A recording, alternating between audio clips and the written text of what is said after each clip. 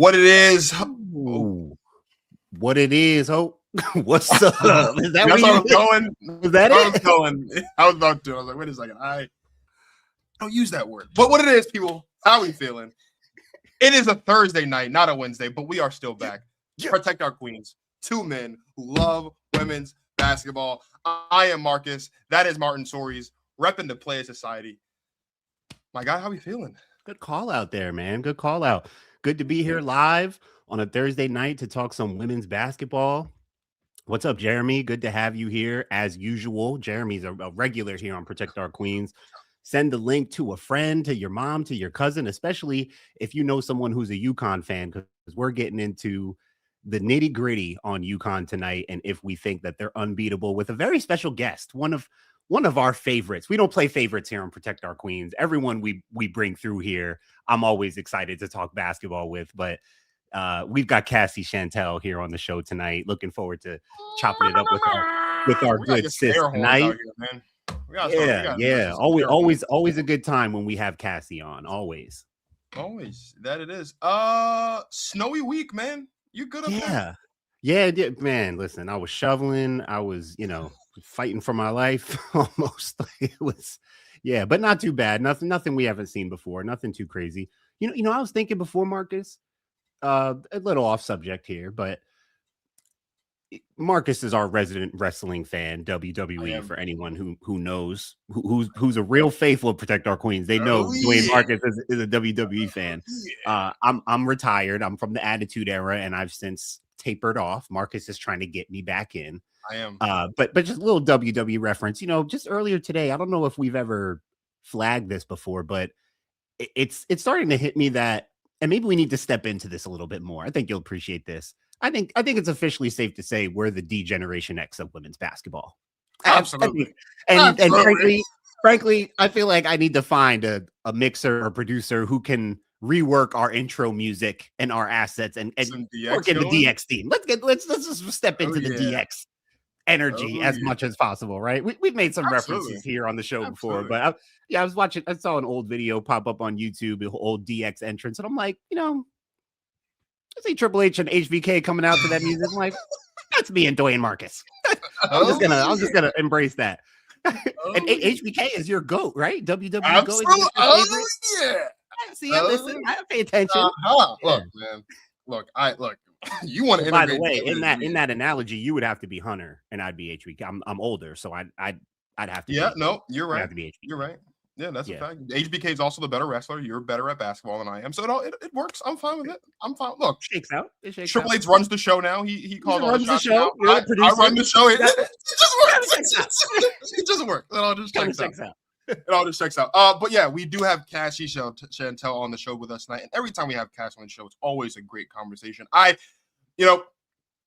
don't want to be accused of gimmick infringement at all, right? And I certainly hope that this won't prevent Cass from coming back on the show. But I think it's time.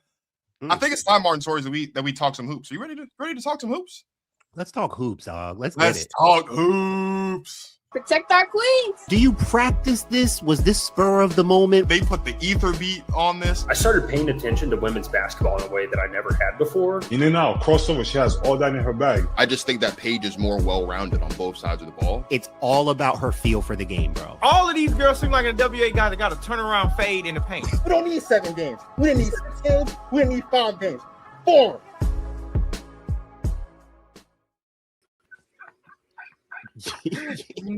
This is becoming a staple of the show at this point. Ignorant. The go-ahead was like goated. Yeah.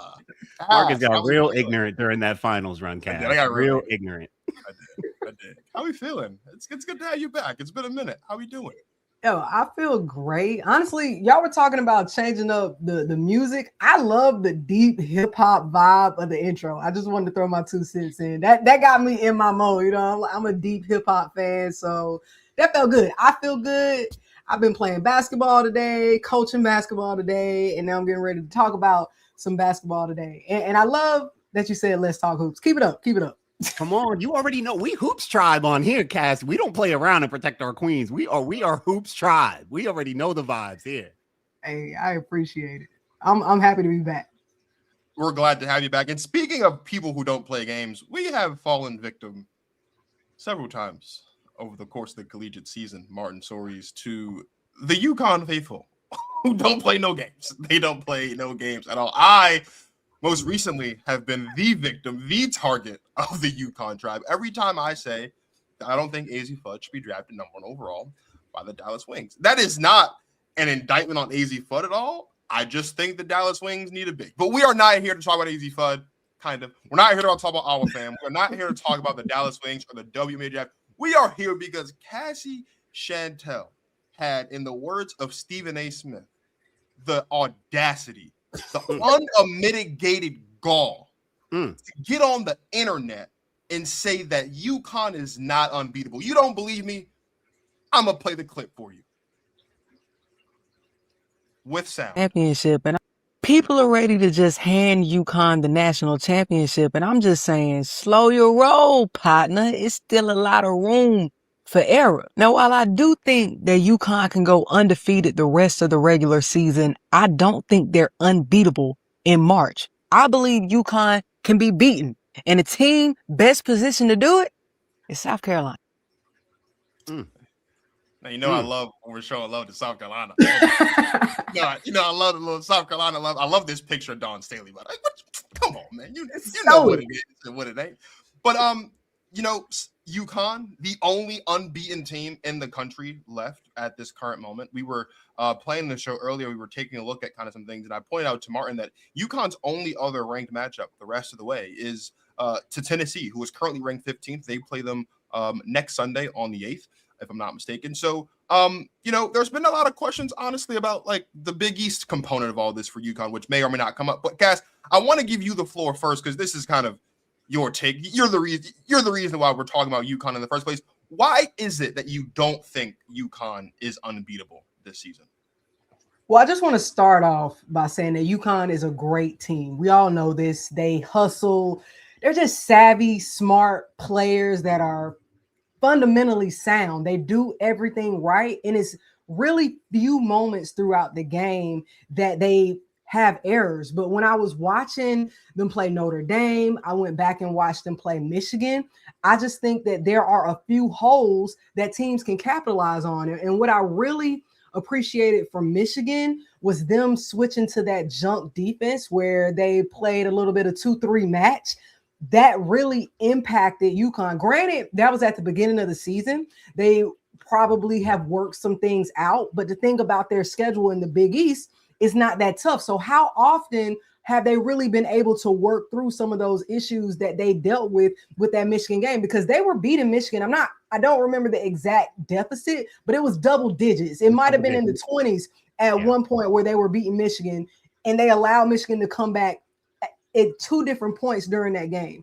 And I just think if a team is able to play that 2-3, I think that works. They have to do it and just throw different looks at them because they shifted from 2-3 to man, have size, which South Carolina isn't the only team that has size. But if you have some size, you have some guards that can score, you don't let their press rattle you, because that's something that Notre Dame just could not. They were rattled. But while Notre Dame was rattled and they were turning the ball over, UConn hit a patch in that second quarter where they weren't scoring. And they did the same thing against Notre Dame in the Michigan game. They go on droughts. In that third quarter against Michigan, they went 1 for 14. So if you can catch UConn going through a scoring drought, you can impact them on the defensive end. You just got to do everything right. And I'm saying just like that's an easy thing to do, but there are teams that can do it. And I think that South Carolina can do it for sure. That's my number one. And I say I trust them is just because historically I know what they're able to do when they get to the national championship. Last year was last year, but I still trust them. But Texas still, they could do it as well, just looking at the defensive side of what Texas brings, that aggression, because Michigan has some aggressive. If Michigan wasn't doing anything else, they were playing tough defense. And then Silosaurus went nuclear, and it was like that energy. And they did it in Mohegan Sun Arena. So if Michigan was able to do it at UConn's home territory, I just feel like a team that is tasting blood in March, they can do it again. Another team can do it again. I don't know if I can go with you on the Texas part, just because I think there's just some aspects of Texas as a team that I'm still not 100% sold on. But I do agree with you, though. I do think UConn is beatable. And I'm not just saying that because you think that South Carolina is a team to do it, which I also happen to agree with. I think for me, though, like this, and I don't want to get any more trouble with these people than I already have, but it feels like anytime I talk about something, I get in trouble. So whatever. I don't want to boil it down to just the two of them because UConn is obviously more than them. I mean, we watched Blanca Quinones have a great game earlier this season. We watched, I don't remember her name, but we watched this girl last night hit 34 off the bench, 10 threes. It just seems like they just have them like just here's another one for you. I don't understand, but I feel like this season, and you guys can correct me if I'm wrong, I feel like from what I've seen from UConn this season, it feels like it has just kind of it's been like all AZ and Sarah. And when you have two of the best players in the country, two players who are on the short list for National Player of the Year, like, oh, why is that a big deal? I think that's a big deal because when you look at some of these other teams that you named, I mean, you said South Carolina, but even if we go to Texas, Texas isn't just Maddie Booker. Texas isn't just Rory Harmon, right? Like there's other players on that team that are contributors to what they have going on both sides of the ball, right? You look at South Carolina. Yeah, we talk about Taniyah Latson, we talk about Joyce Edwards, but it's not just them. It's Raven Johnson and what she does as a point guard. It's Tessa Johnson, what she brings as a scorer overall, not even just as a shooter. It's Medina Okot, Agot McKeer. It's like all of it together collectively makes these teams, you look and you say, they got a really strong unit here. Even if you go to LSU, Grace Knox. Every time we talk about LSU, Grace Knox is brought up by Martin Soaries, right? It's more than just the three guards. And I think with UConn, like, yes, they do have other players. You know, you have your KK Arnolds, you have your Kaylee Heckles, you have these other Sarah Williams, other players on the team who are contributing. But have we seen those players consistently made an impact over the course of the season, the way that we've seen some of these other teams supporting cast make an impact over the course of their season, right? The other thing I'll say with UConn is, and this isn't like a matter of like, I don't think they're prepared for it because they've got the greatest coach of all time, who's won the most championships of all time. Like they've been in these situations time and time again. You have players who were on that championship team last season, but like this Big East thing is starting to get to me just a little bit. And I say that because I'm sitting here thinking, and you kind of brought it up, and I didn't really pay much attention to it until I started getting ready for today. There were a lot of people who were wanting to drag LSU through the mud because of their non-conference schedule and how people felt like their non-con schedule didn't prepare them for their conference schedule. They had a very rough start against Duke. They turned it around, but then they had then they lost a couple games in SEC play. Flauty Johnson didn't look good in the game against Vanderbilt. In fact, she didn't score a bucket in the game against Vanderbilt, right? And we have these conversations about whether or not LSU is a legit team, and we've even had conversations in years past about like whether or not South Carolina's non-con schedule is really appropriate for them.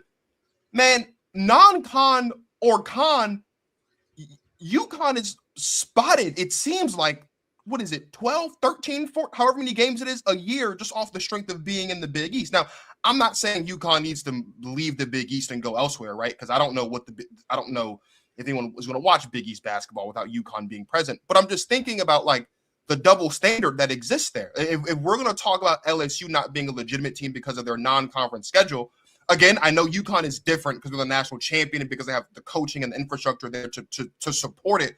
But why is it, though, that when it comes to talking about UConn and they're playing DePaul and Georgetown and Creighton and Butler and Xavier, all of these teams who, when it comes time to the tournament, we're not talking about these teams as sleepers to win a national championship. We're not talking about these teams to even make it out of the first four. The way we are about some of these other teams, I worry if maybe we've gotten so used to UConn being dominant that we're kind of starting to turn a blind eye to the fact that UConn has like consistently not been tested going into Big East tournament time and even going into the tournament because of who is in their conference and because they've done such a great job, to their credit, over the last quarter century of like setting themselves apart from the rest of the conference. And I wonder why that part of it for them isn't being talked about enough. So to answer the question, I'll refer back to what I agree with what Cass said in the clip. I think UConn probably has the capability to and probably will remain undefeated through the rest of the regular season. That game against Tennessee is this Sunday, and it is their last game against a ranked opponent, and I don't think they're going to lose that game. So I don't think that UConn is unbeatable. I think I have thoughts on a few of the other top teams, a couple that you guys have mentioned as far as where I think they could hurt UConn and where I think they lack in actually being able to beat UConn. Cass, you mentioned a couple traits of what you need in your team to be able to beat UConn, and you said it well. Two things that I had down that I think you absolutely need are weapons and discipline. You need a combination of the two. You need extreme discipline and you need weapons that are ready to go nuclear. Case in point, Silas Swords in that Michigan game. Michigan's down by 8 points with 2 minutes left. And it takes Silas Swords making 3 threes in the final minute. A couple of them, which were like prayers, but I mean, legit shots that she took with conviction. Like, I'm taking this shot. I know I can hit this shot, but it took her going nuclear in the final minute, hitting 3 threes in the final minute just to give them a chance. And they did have a chance to win that game. You made some great points about that game, Cass. I remember watching it. I wanted to rewatch it, didn't get a chance to, but I was watching that Michigan game live. And I remember thinking, man, Sarah Strong dominated the first half. AZ really kind of dominated. AZ hit a few big threes down the stretch of that game that really saved them. But it felt like AZ, like you said, they struggled in the third quarter, but AZ was a lot stronger in the second half. Sarah was a lot stronger in the first half. But watching that game, I remember thinking, Michigan's really going at them, with their guard heavy kind of small ball style. Like you said, they get after it. They compete defensively. So, I mean, again, you've got to compete. Like you've got to be up and down, head on a swivel, right? Knowing your matchups, knowing your personnel. That's where like doing almost everything right comes into play. You've got to be on it. You got to know where AZ is, no slip ups on missing a fade screen or going under on it. Like everything's got to be sharp and tight. You can't have those little slip ups because then it's an 8-0 run. It's a 6-0 run, right? That's how UConn operates.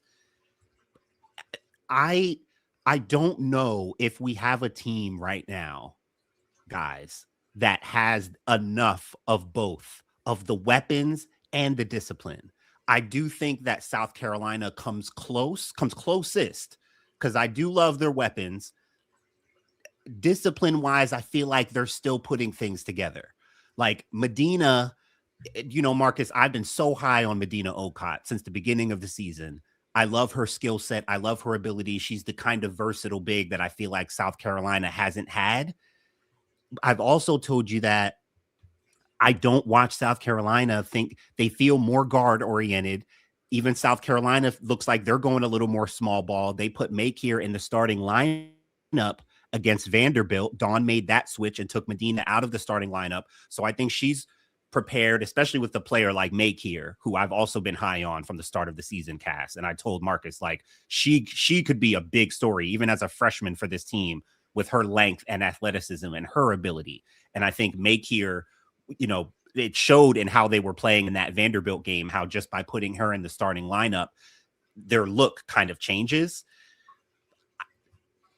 I look at Medina and I look at, Tessa sometimes taking quick shots. And I look at South Carolina, it doesn't feel like the true balance of discipline that it's going to take to actually beat UConn. I think they're the closest because I think discipline wise, you think of Dawn, and Dawn is going to have them ready to play by come March, right? Dawn's going to have them ready to be their best selves.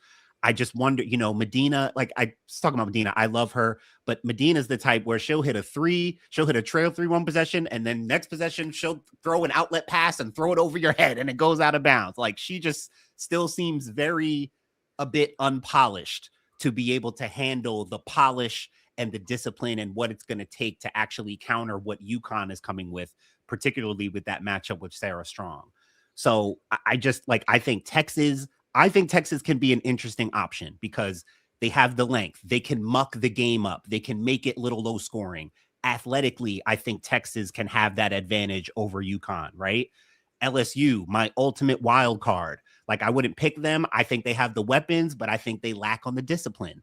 UCLA, I think they've got some of the discipline. I think they're lacking with some of the weapons. So I think about the teams that could compete or possibly could beat them. And I'm like, each team I look at and I thought about, I'm like, there's always something that I feel like they're missing for me to say, okay, they could probably beat UConn. Because while I agree with you, both of you, when I look at UConn, I don't see unbeatable. I don't see like what I saw with South Carolina a couple years ago with their undefeated team, where the depth was that great. They had a little bit of everything, right? Shooting, guard play, scoring, length, inside play, all the things.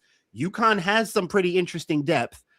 You know, Kaylee Heckle, Marcus, you remember me talking about her ability from USC last year. I felt like she had more to offer, and I think she's showing that. I think between her and KK Arnold, you know, that's kind of their athleticism on the perimeter. Both of them do a great job of getting paint touches, right? Dribble drives, penetration, keeping the offense humming. But from a length and just, I mean, you know, length, they got Blanca, they've got Sarah, they got both Sarah Williams, Sarah Strong. Like they've got some length, but I do think a team like Texas, like, I don't think they're impenetrable from an athletic standpoint. I think you can bother them a bit, right? Again, if you're on top of things, if you're using your length, maybe using a matchup kind of zone, like you mentioned, Cass, like Michigan did. But man, I think at the end of the day, UConn is so strong in being UConn and what they do, even in those moments like the Michigan game where they have some lapses. It's still Sarah and AZ. They're still the best duo in the country, because at any time they're going to find their looks. And I don't know if I've seen a team so far. South Carolina, I do think, is the closest, but I don't think I've seen a team so far that really has all of what you need, all the things, the weapons and the discipline to actually say, like, all right, I think they, like, in a game, I think South Carolina can beat UConn, but I still find it a little tough to draw myself ultimately to that conclusion. Like, I just think, all things considered, UConn has everything they need to honestly run the table and win out all the way through the national championship. I really think that that's not my pick. That's not my prediction, but it's hard for me to see one of these teams put it all together to actually beat them. Michigan came the closest this season. Again, look at what it took for them to even have a chance down the stretch in that game. They played them very well. They probably have the best blueprint this season on what to do against UConn, to your point, Cass. But in the end, you still needed a Silas Swords, a potential nuclear weapon, to do what she did in the last minute of that game to give them a chance. And I'm just like, which team has the combination of the weapons and the discipline to actually beat them? See, when we're talking about this, we're talking in a hypothetical sense that UConn is going to be perfect. And we know that when a team goes, or we've seen when a team goes undefeated, and by the time they get to March, it's a little bit different. They could also be a little tired. They have to also make it to the national championship. Whoever sees them in the national championship or throughout March period, they're going to have to focus on winning the first quarter. Because when you look at that Michigan game and you look at even Notre Dame, they were up like 22-5 at one point on Michigan. Right. But then after that, the rest of the quarters were pretty close. True. And it's the energy that UConn comes out with that kind of punches teams in the mouth. We look back at South Carolina when they made that adjustment to put McKeer in that starting lineup. I think running small ball actually works better for them, because Okot is still really learning things in South Carolina. I feel like she's doing a lot of thinking on the court, but when she's able to see the game and then come in, it looked a lot better for them to have that tool off of the bench. And then we have the French player, Alicia, coming in, and I think that she's the best post player that they have outside of Joyce offensively. In 15 minutes, she put up it wasn't even 15, 14 minutes, she put up 9 points. And when you have that kind of production coming off of the bench that quickly, I think South Carolina has tools that we're not looking at the same way, because right now they're still figuring things out. But I just have so much confidence that they're going to get it together by March. And with Texas, I do agree with you that they have something about them that you don't really want to buy all the way into them. And I think it's not necessarily their players. I really think it comes down to sometimes Vic, to me, has these meltdowns, and he kind of falls apart and quits. Agreed. So I think that they have a capable team, but I don't know if they have that dog in them, that we want in the national championship. But UConn has to get to the national championship, and it's not going to be a cakewalk, even if they happen to see Oklahoma before they get to the national championship. If Sarah Strong has to go against Reagan Beers, who's a very physical player, that could impact how she plays in the next couple games, because fatigue does get to you.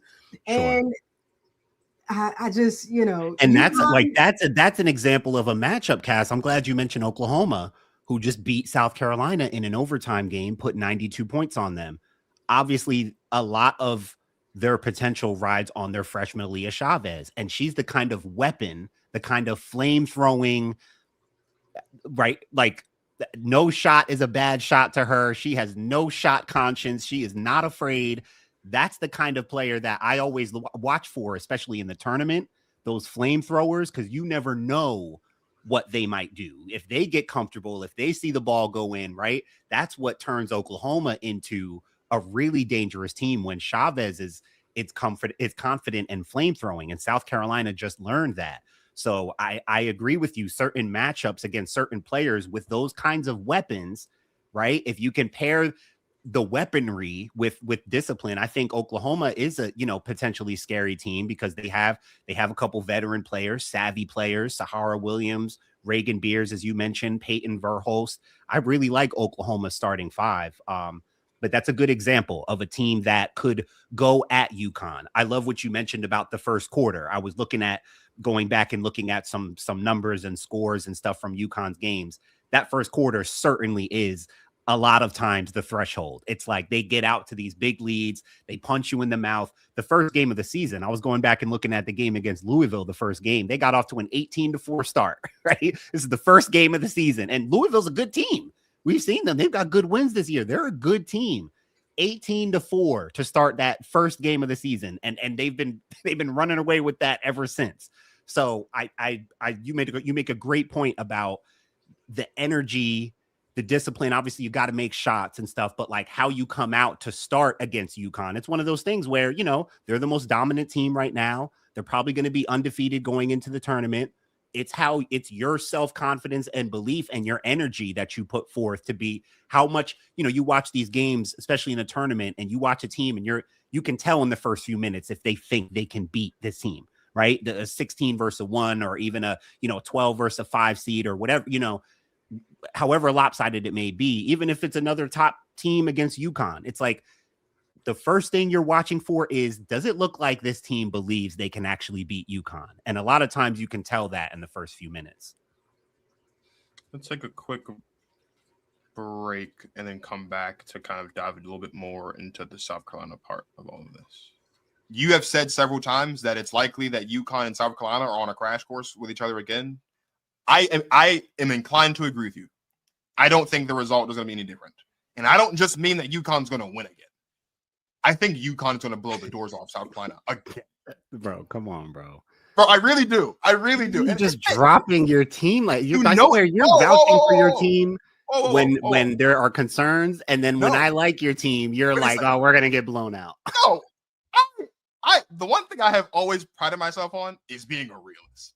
And I love what the South Carolina Gamecocks have so far. We talked about it a little bit last week. I think there's a lot to love. But I'm watching Sarah Strong play basketball. I'm watching AZ Flood play. I'm watching Gino pull recruits from Ecuador who can do the same thing Sarah Strong can do. And you want me to sit here with a straight face and tell you that this South Carolina Gamecocks team can actually compete? So that was off the heels of South Carolina struggling in a game against Louisville, which is a couple weeks after UConn blew the doors off Louisville. So I had lost my faith. Oh, ye of little faith. I had lost my faith. I feel much better about the Gamecocks now than I did back in November. I still don't think South Carolina can beat UConn yet. I need to see more. Like I don't know. Maybe I'm just being greedy. Like I think from a coaching standpoint, from a player standpoint, from a matchup standpoint, however you want to size it up, I don't think there is any team in the country.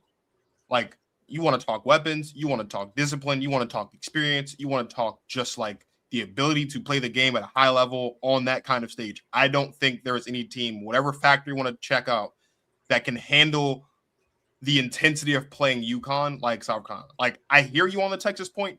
Here's my thing. I've seen Texas up close and personal against South Carolina make games gritty and still fold at the end, right? I have said over and over and over again that I think Michaela Williams, Flau'jae Johnson, and Mylasia Wiley might be the best trio of guards, best trio of players in the country currently. They don't have a front court. Shout out Grace Knox. Barbecue chicken for Sarah Strong, as far as I'm concerned, right? We can keep going down the list. We can go to a UCLA, right, who I think, quite frankly, would just fall apart because I just don't think they have enough. Like you said, Martin, weapon-wise, South Carolina brings a level of versatility to their team that UConn will not see unless they play South Carolina. There is no team that has the combination of guards and also the combination of post players that South Carolina has that can cause different problems for UConn in different ways, right? And I think that's the part of it where, even though I don't think South Carolina would beat UConn if they were to match up again, I still think they're the most likely to do so, right? You also have to add into like all the other intangible factors. The fact that these two teams did meet in a national championship game last season and South Carolina got dusted, right? This would be the third time potentially that they crossed paths in the tournament over the last couple of years. They met back in the national championship, what was it, 3 or 4 years ago when South Carolina won the second national championship, right? It's like we've kind of seen this happen over and over and over again. To me, for South Carolina, I think this all boils down to the guards. I was telling Martin this the other day. I don't know why Raven Johnson is the most hated guard in the country, or one of the most hated players in general in the country. Like I maybe it's the fact that she plays for my favorite teams. Like I don't really think she's hated. I don't know. Every time I open Twitter and Threads, somebody has something bad to say about Raven Johnson. Every time. I know there's people out there that love Raven Johnson, but there are a lot of people out there that don't like Raven Johnson for like whatever the reasons are. Like, I think the combination of Raven Johnson, Tessa Johnson, and Tanaya Latson just brings something as a guard trio that I don't think UConn, quite frankly, can prepare for. And like I think they have a really good trio of guards between AZ and KK and Kaylee, but like there's just so much happening there with the three of them, right? Then you take it to Joyce Edwards, who Martin isn't all the way there with me yet. I don't think. Maybe we'll get there if South Carolina wins a championship this season. We'll see. I still think Joyce Edwards is the best player on this team. And I think for Joyce to be the best player on this team means a lot, because everyone thought Tanaya Latson was going to show up and be the best player on this team. And she hasn't been. She's been very, very important to the success of our team, but she has not been far and away the best player on the team like everyone thought they had. And then, of course, you again go back to the post between Medina, and I agree with you guys on I think she's a little bit green still. There's still some things you got to figure out. I definitely agree with you on the part where you were saying like she's thinking too much. I've watched Medina be on the court, and I can tell you exactly what she was thinking as she was thinking. You can see it in her face, right, with what she's doing. But she's still showing those flashes between Medina and Aga. Like, it's bodies. You know what I mean? I think about the conversations that we were having. The conversations we have when we talk about okay, well, what do you need to do to beat the Nuggets, right? Or what did you need to do really if you want to have a shot at beating the Aces? And when it comes to teams like that who have a dominant force down low, a lot of times it just comes down to bodies. Like, do you have enough bodies to just throw at that person and kind of get in their way, right? South Carolina has bodies that other teams don't have, just over and over and over again, and they can send those bodies in waves. We saw a little bit of that in the national championship game last season. The problem, though, is there's this girl who wears number 5 by the name of Paige Beckers, who was also kind of having her way, and we didn't have an answer for her either, right? So I think that actually is another reason why they're a little bit more beatable now, is because you're kind of missing that piece of it. The Paige Beckers component, the veteran point guard who knows when to get the ball to AZ, knows when to get the ball to Sarah, knows when to get others involved, but still doesn't hurt. They don't have that. They've got AZ, and AZ's good. AZ's great. AZ's one of the best players in the country, as we all know. But they don't have that. And that, like, the absence of Paige Beckers, honestly, I think really could be the difference between whether or not UConn wins a championship or not. The last thing I'll say is we've seen South Carolina win in blowouts. We've seen South Carolina win tough games. So we know that they're capable of doing it.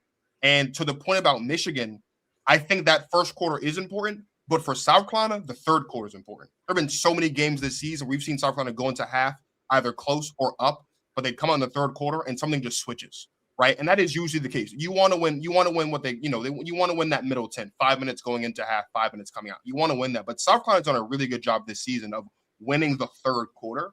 And if we're talking about a scenario where UConn's been dominating the first quarter and South Carolina has been dominating the third all season, then it boils down to that second and that fourth.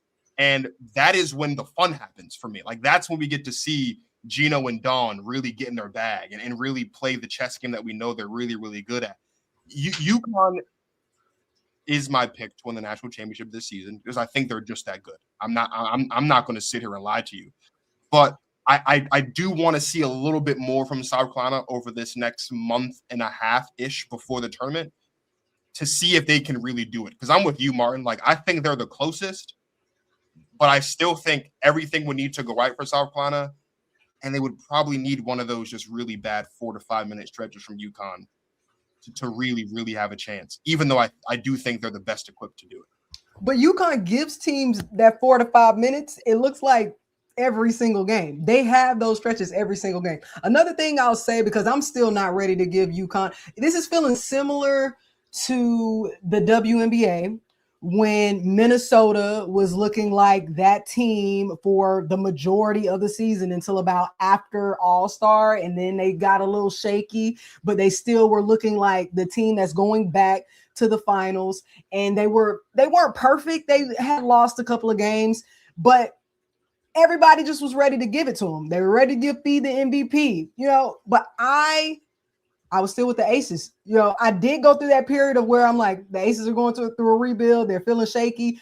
I feel like South Carolina is my Aces of college basketball, and I've learned from my mistakes, and I'm just going to stick with my first pick. So my first pick was South Carolina. As soon as I seen them earlier in the season, I said, this is a team that can go back to the national championship, and I'm just going to stand on that. And if I'm wrong, I'll just be wrong at the end of the season.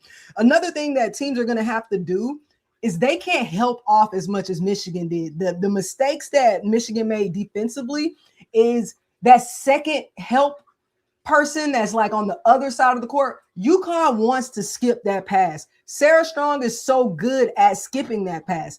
You can't do that. You're just going to have to stay with your man. You're going to have to play like WNBA. You have to play UConn like a pro team because they do have shooters. But at the end of the day, those 4 to 5 minutes, it's really all you need. If you play your game, those 4 to 5 minutes can do a lot for you. So I'm still sticking with the Gamecocks.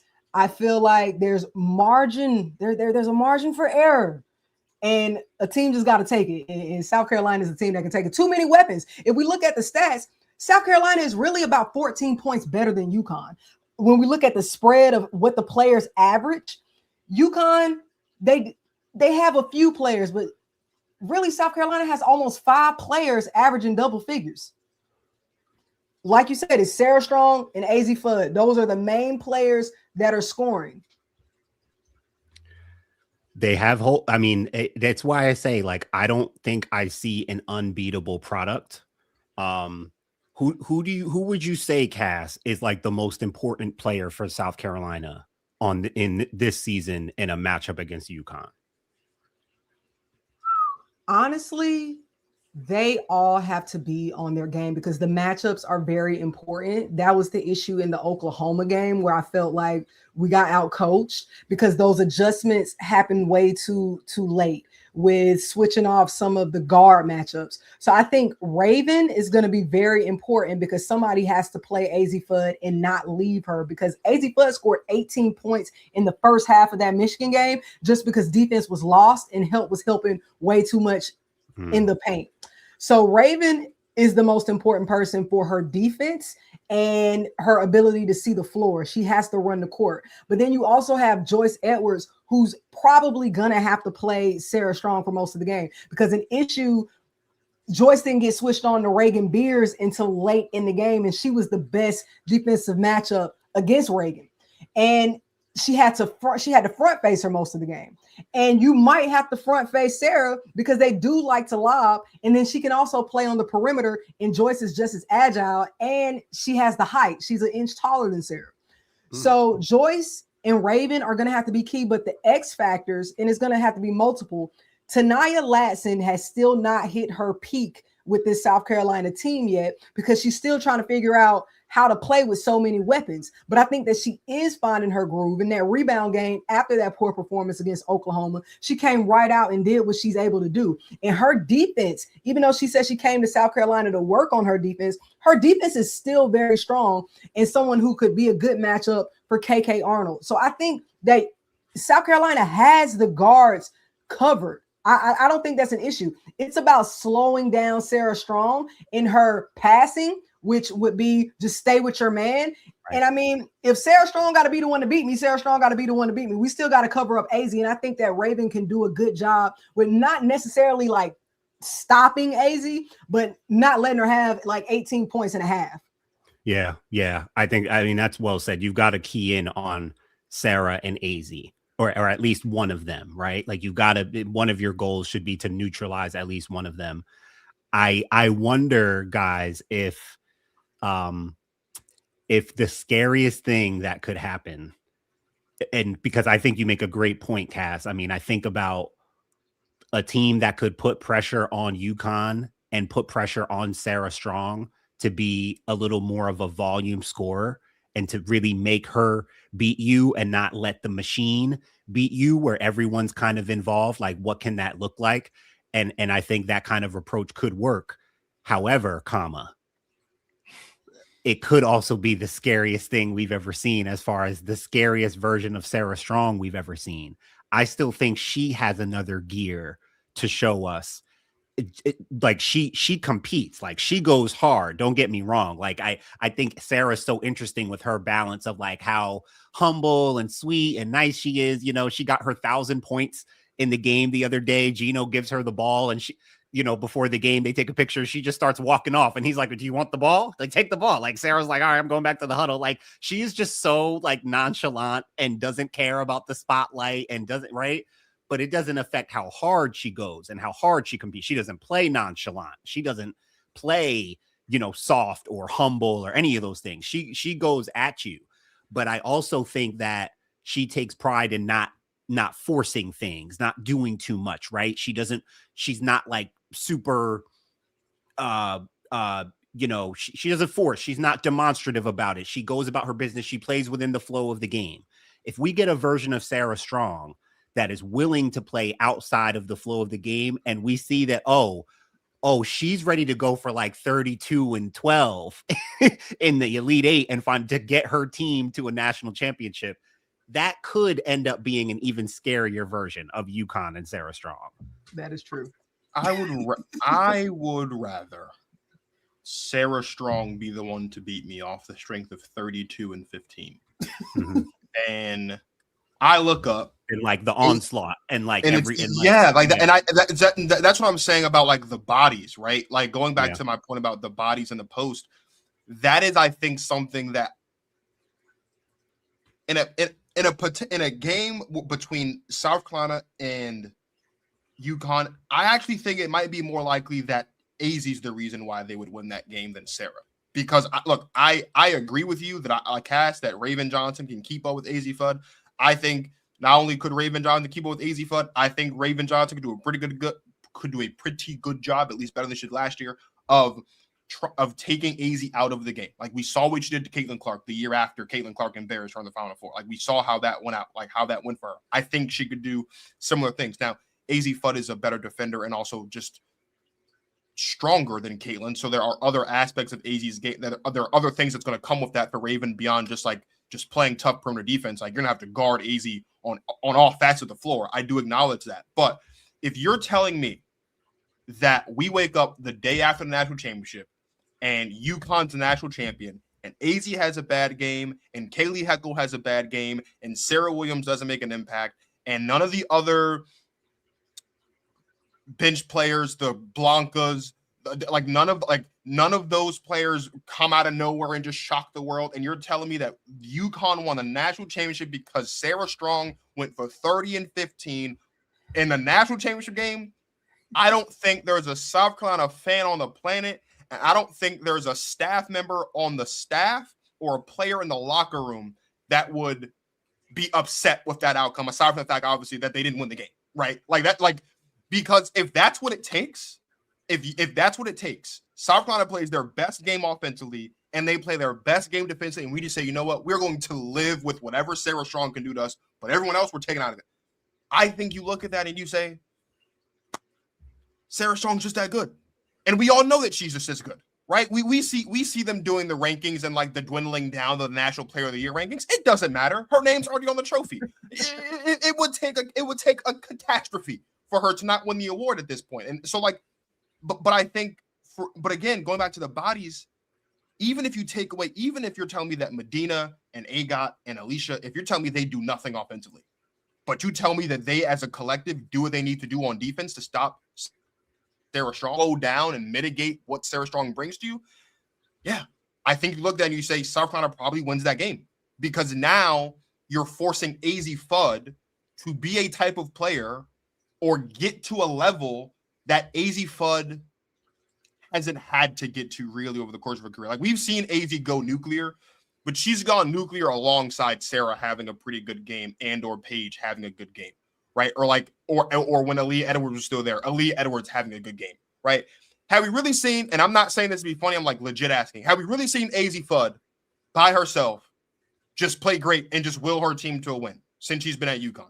I think the Michigan game is a good example of that, but she didn't have a Steph Curry game. Yeah. We're looking for her to have Steph Curry in the Olympics type game. That's what you're talking about. When I say like, well, talking like what Steph did in the 2022 finals type of thing. Yeah. Where she just kind of just had to put the bag on and just be like, let's go win us a championship so I can go to the W type of thing. Right. I think if you are South Carolina, any team, but especially if you're South Carolina, these are the choices you have to make. Would I rather use all of my resources, all my energy to stopping AZ Fudd and letting Sarah Strong beat me? Or would I rather do the opposite? Would I rather spend all of my energy and resources on defense trying to stop Sarah Strong and let AZ Fudd beat me? And I think as the season progresses, as we get closer to that potential matchup or any other matchup, really, I think we'll see kind of where they're going and kind of where they choose to go.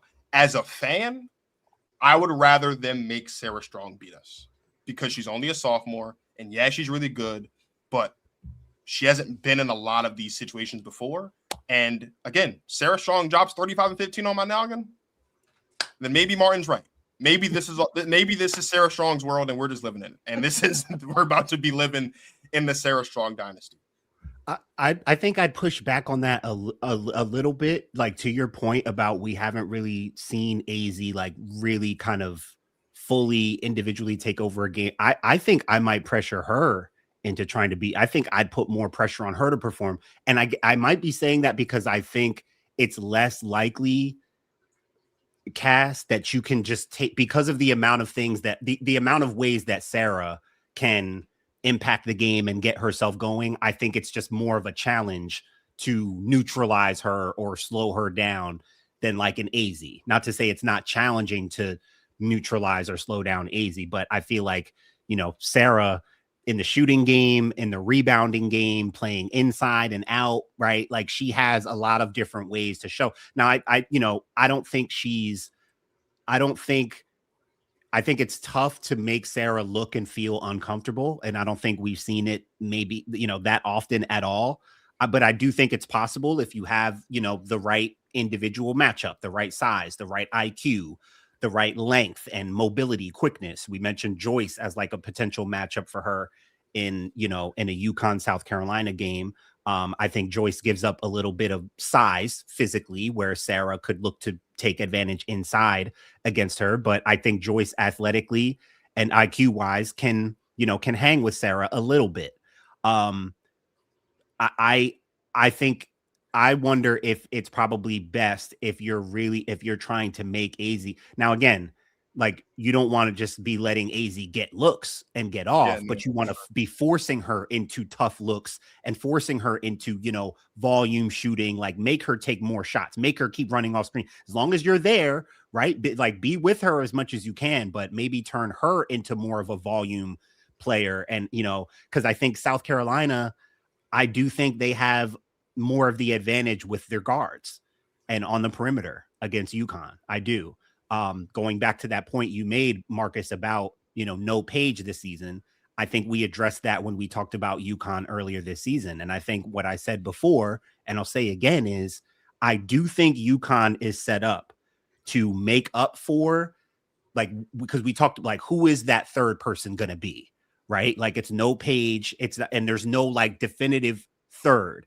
I think so far, and through 20 games, through a few months into the season, I think we're seeing that they are making up for that. Third person is the collection of KK Arnold, Kaylee Heckle, Sarah Williams, Ali Zabel. I mean, if they can, it doesn't matter who you're playing against. If you have a girl who averages 15 minutes a game on your team that you can bring off the bench, who has the ability to make 10 threes and score 34 points. I mean, listen, a lot of these Division I programs have girls on the bench that were all Americans in high school, right? I mean, these girls are there for a reason. All these girls can play. But if again, there might be a component to UConn where we still haven't seen Blanca became, a revelation during the season. It feels like Gino might be, over time implementing different people. So whoever's ready to step in and be that third person, we have several people who can make an impact in that way outside of Sarah and AZ. It feels like they've been trying to develop and cultivate that. And they may have that. I mean, for this girl to go for 34 yesterday off the bench, again, it's not to say she's going to, keep doing that but it shows that weaponry wise, they really aren't lacking. I think you can have some advantages, but that system, we haven't talked a lot about the UConn system, Cass. I just feel like that was a big thing for me in the matchup last year of the national championship. It wasn't as much about personnel or UConn's big three is better than South Carolina's big three or whatever. To me, and I've been watching this UConn system since I was a teenager. Cassie, I told you, my two sisters played at Rutgers in the old Big East, the real Big East. You want to see competitive Big East basketball, Marcus? It was back then. I grew up in then. And I've seen the UConn system for most of my adult life. And it's not that it's the same, but it's the same in terms of they play with pace. They get their shots, Cass. Gino is one of those coaches that encourages shoot the ball when you're open, right? Like they are going to get their shots and their looks. It's where I've had concerns about South Carolina and their offensive system. Are you guys playing as free and as loose and as confident as UConn is going to be? Because they are going to get their looks. You're right, Cass. They're not always going to be perfect and they're not always going to hit all the shots they're getting, but they're going to keep shooting them things. They're going to keep getting their looks, right? So I do think when we talk about South Carolina or any team, it is all about defensively. To your earlier point, Cass, about how you play UConn defensively, what are you doing to bother them, muck up the game, and make them a little bit more uncomfortable? South Carolina might be the only team that is really equipped to do it in that way. I'm just going to say, no disrespect to anybody, but she dropped 34 against Xavier. Yeah, bro, that's what I keep talking about, bro. And she played 29 minutes because they wanted to sit, their actual go-to players. So, I mean, I just want to throw that as a caveat. Like, it wasn't just 34 on, somebody we know for real. It was Xavier, which is still a D1 school, but she played 29 minutes. And I just want to throw that out there. From what I saw from most, I don't think I saw all 10 threes, but I saw a good amount, and all of them seemed to be pretty open. I mean, catch and shoot, transition, drive and kick. I mean, they seemed pretty open. All catch and shoot. So I'm not saying she's some juggernaut or anything. All I'm saying is he brought out these girls at the woodwork, Blanca, this chick, and again, I'm not saying she's going to be some big difference maker, but I think they've been trying to instill confidence in some other weapons where, if and when they do hit these lulls, they have some other pieces that can come in and hit a couple threes, right? Play some defense, give them an extra element that maybe we were sleeping on or didn't take as seriously. Absolutely. There is one more thing we want to do tonight, Cass, before we go. But before we do that, we're going to take a quick break. And then we're going to stress you out a little bit. And I apologize on behalf of both of us in advance for that. Shout out to Basketball Society YouTube, Protect Our Queens podcast, man. Listen, I want to talk about our female collegiate athletes. I don't feel like they get enough rep as they need, okay? Hannah Hidalgo. First of all, Jersey, okay? We produce the best hoopers anyway. You already know that. Jersey. She is leading the nation right now in steals. We got to give her props. Hoop like AI a little bit. And don't bring her around your family because she be stealing. Okay, she be stealing. You lead the nation in stealing, you a thief. Shout out to Hannah Hidalgo. She holding it down. Jersey. Now that's a staple of the show right there. You got your 444. I got my Jersey. You already know that, Marcus. You already know that. Jersey. Yeah. Yeah, Marcus. I know you're me. We just spent almost an hour talking about a DMV player who's probably going to win a championship this season. All right, I'm done with you. Let's have some fun. So last week, if you didn't tune in last week, we had our good sis Nia Simone on the show, and we did Would You Rather WNBA Skill Sets Edition. We stressed out a little bit. So Cass, it's your turn. You're going to get stressed out a little bit, and I do apologize. And I will cut Martin some slack here. If any of these matchups stress you out, you can blame me, because when we were putting the show together, I made all the pairings, and Martin said I was trying to be messy. I right away was not intentionally trying to be messy. These are just the way that they came. I promise you, I was not trying to mess on purpose. But once I put it to his attention, I'm like, bro, that's a little messy right there. He's like, oh wow, I think I'm good under pressure. I think I'm good. So okay. I just wanted to do my due diligence of giving you. I just want to make sure we're good. So, first one up. These are dynamic college guards. However you want to define dynamic is fine. But just would you rather Jelani Cambridge of Ohio State or Malaysia Fulwiley of LSU? Malaysia Fulwiley. Okay, yeah. We start calm. Let's move on. Two freshmen, the two front runners for National Freshman of the Year, I'm quite sure. Jazzy Davidson or Aaliyah Chavez? Aaliyah Chavez. Okay. All right, so this is where this is where Martin started questioning my thought process. Olivia Miles or Hannah Hidalgo? Olivia Miles. Ooh.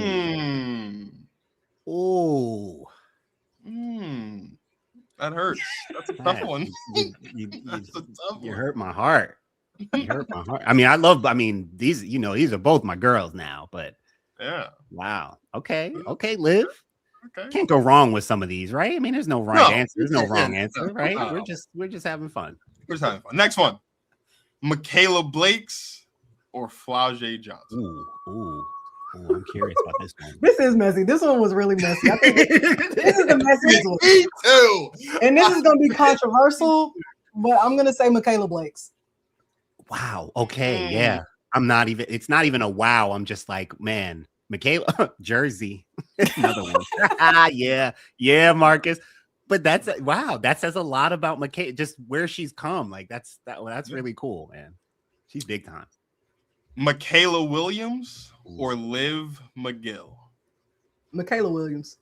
What do you like about Michaela Williams, Cass? Talk about her, because I swear every time I watch her, man, I'm like, good God, that girl is just a natural hooper. Natural hooper, and even though we've seen some really big moments from her, I still don't think that she's all the way where she's going to be. I mean, I think that she's going to be a better pro than she is college player, and I think that that's saying a lot. She's just Showtime to me. She's money from the midi, money from three. You can see the work that she puts in, and I just love her style of play. She's really probably the most consistent player, or efficient, I would want to say, on LSU. My college teammate called her Lady Mellow, and he always has me. He's like, bro, send me some Lady Mellow clips. He saw a highlight clip of her from last year, one of those montage clips of her just going ISO mid post, and he's I like, love bro, that she's comparison. Lady Mellow. He's like, bro, send me some Lady Mellow clips. I love that. Last one. AZ Fudd or Tanai Latson? AZ Fudd. You know where AZ Fudd's from, right, Martin? I do. Okay. I do. Thank you. Okay. That's a nice job there. Okay. On that note, Cass, before we get you out of here, because this is an ongoing conversation. If Kurt Miller called you tonight and said, Cass, I need your recommendation for who I draft #1 overall to the Dallas Wings to pair with Paige Beckers, who are you telling him to draft? Y'all might have to help me out. I know they need a post player, period. I think Marcus was right with not drafting AZ. But who are the posts coming out right now? Lauren Betts. So Lauren Betts is the #1 collegiate post. Like, she's the #1 post. But Awa Fam was coming over from Spain. It's really turned into an Awa Fam versus AZ Fudd conversation. If you guys have not seen it, we had our guy Ziggy of Women's Booth Masterclass on the show 2 weeks ago. I think it was at this point now. We talked about Awa Fam. We talked about AZ Fudd. That is a great episode. But that's really what it is. It's like the Awa Fam versus AZ Fudd thing. A lot of Wings fans are kind of rebuttaling Awa Fam with, well, we've got Awa Hewick, who was in Europe the last 2 years. Like, she could very easily come back, and we have our big there. All I'm saying is they need a big, and they need one bad. And Awa Fam is 19 years old, doing things that Lauren Betts ain't doing, and she's doing things that AZ Fudd can't do. So I told him to go get that big. Honestly, I haven't been sold on Lauren Betts, but truthfully, I have not seen Awa Fam. I'm gonna have to do my research. I'm gonna have to look at your take on her. I will say, just blindly, last season I hadn't seen anything about Dominique Malonga. And I was like, man, why are they taking Dom? Like, there was other players. They could have got Anissa Morrow. And you know, the international leagues, they breed some tough players, man, and they just have a different skill set. And I think that international play is where WNBA play is kind of going, even with the hiring of the Connecticut Sun coach. I don't want to pick Lauren Betts #1. I don't know enough about Awa Fam to actually make a choice for real, and I don't really know any other posts that are coming out, but I will say they need a post. So I guess just by default, I'm going to agree with Marcus just because I don't think that Lauren Betts is #1. I don't think that she's going to make the impact in the WNBA. And this could be completely off base. I don't know if she makes the impact in the WNBA that they think she's going to make in year 1. But she could, but I don't know if she's as strong as Camila Cardoso. Do you guys think that she's stronger than Camila? But Camila really made a bigger impact in her second season. I know she did get hurt in her first season, but what are your thoughts on the comparison between Lauren Betts and Camila Cardoso? I think that's the right, I think that's the right kind of comparison and way to think about it. That's kind of how I think about her ceiling or her ability. I do kind of compare it to Camila. I think she can be similar to Camila. Like, I don't see her doing much more than what Camila was showing she could do coming into the league. And I don't think she's any less of a player than Camila, honestly. I think she can do everything that Camila could do, honestly. I do see some upside with Lauren in terms of her mobility, her shot blocking, and she's a competitor. She seems to have like that. When I've watched her, I haven't been crazy about her skill set. Like, for me, Cass, I need a big who can go right hook, left hook. Like, if I'm talking about a legit inside scoring option, I need to be able to see, 2 dribble back down, give me a comfortable right hook, comfortable left hook. I've seen her finish some on the left side, but not as much as I would like. I don't see as much I see more like dump offs and drop offs to her than I do like her catching, looking, making reads, making decisions. I do think she has some of that to her game, and I see some upside. I could see where, coaches or scouts would see upside for her at the next level. But at the surface level, I think she's probably about even with Camilla. I don't see her doing like any more or any less than like what we've seen from Camilla in her first couple of years. Yeah. So with that said, I agree with Marcus.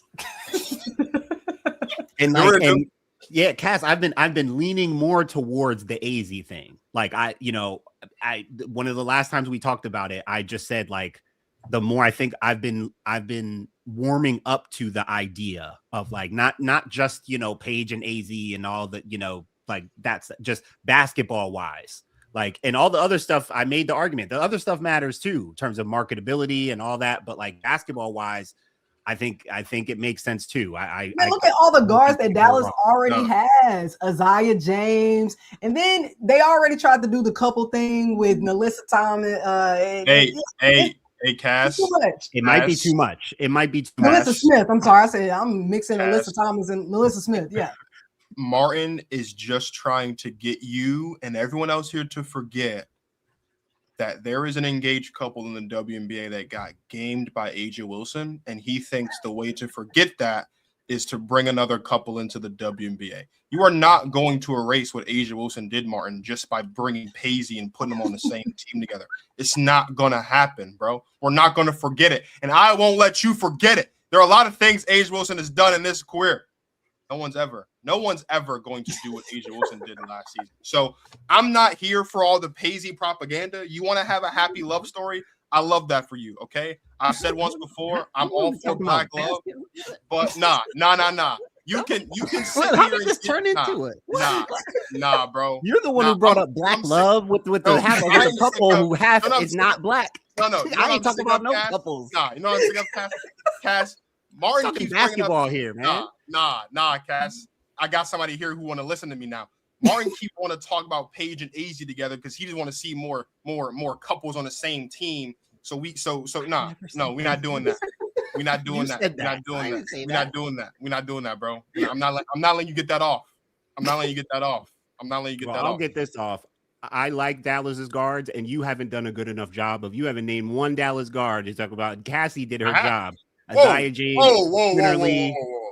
You don't give Enrique any. You don't acknowledge Enrique at all. So oh my gosh, I'm the one that said they should keep Enrique and draft the big. What are you talking about? Hey, I'm just saying, y'all. You ain't name drop. I did it on your YouTube channel, actually. You ain't give me reason. You ain't give me those reasons, bro. Honestly, they have good guards. You ain't name drop. I said they should keep Enrique and draft the big. They should probably drop Enrique and like use that capital to get a big somewhere else, not in the draft. I mean, still get that number one pick with the Spain woman, and then use that Enrique money for a forward or something. Like I'm not really sold on Paige and Enrique anyway. I think that they could get what they need done with the young guards and just continue to build. So one of these franchises have to get back to making like a dynasty.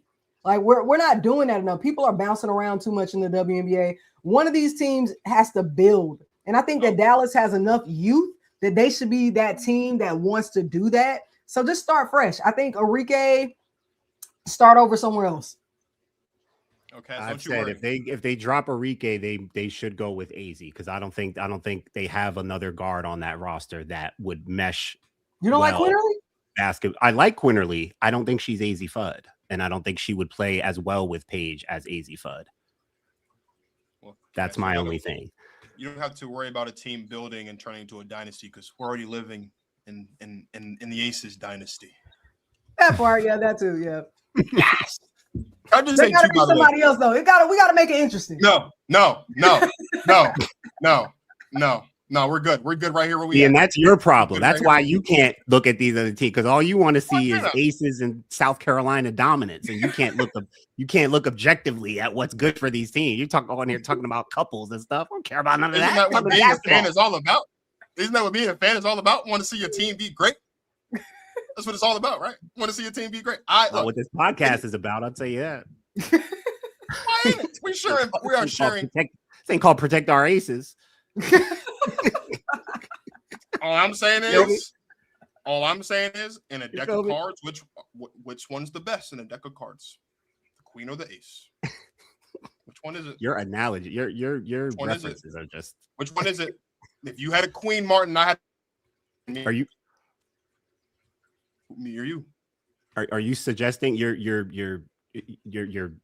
internet is lagging a little bit over there, brother? I can't put your words together. But anyway, are you vouching for us renaming our show "Protect Our Aces"? Is that what you're getting at now, or what? Hey, what am I supposed to do with that? They put my voice in a Jewel Lloyd video package, bro. All I'm saying is there's They got you too. Equity. Yeah. They got him too, Cass. They got him too. Yeah. Not long after they got you, I was like, yeah, Wow, they got us too. They got him. All right, They in these streets for real. Let me stop playing on Kamala Harris' internet. It is always a pleasure to talk women's basketball with Cassie Chantel. We appreciate you for tapping in with us, whether you are watching live or on the playback. I do just want to acknowledge, I don't think Martin Soaries has acknowledged it outside of on Instagram, to the 5,000 of you that are now subscribed to Basketball Society. We do deeply appreciate you. It has been a long road for Martin to get here. I have been fortunate enough to be a part of it for the last year and some change. And it is only going to continue to get better from here. So for our esteemed guest, Cassie Chantel, leader of the Hoops Tribe, and my guy, Martin Soaries, founder of Basketball Society, I am Marcus of the Protect Our Aces podcast. Thank you guys for watching. And as always, you enjoy yourselves some women's basketball.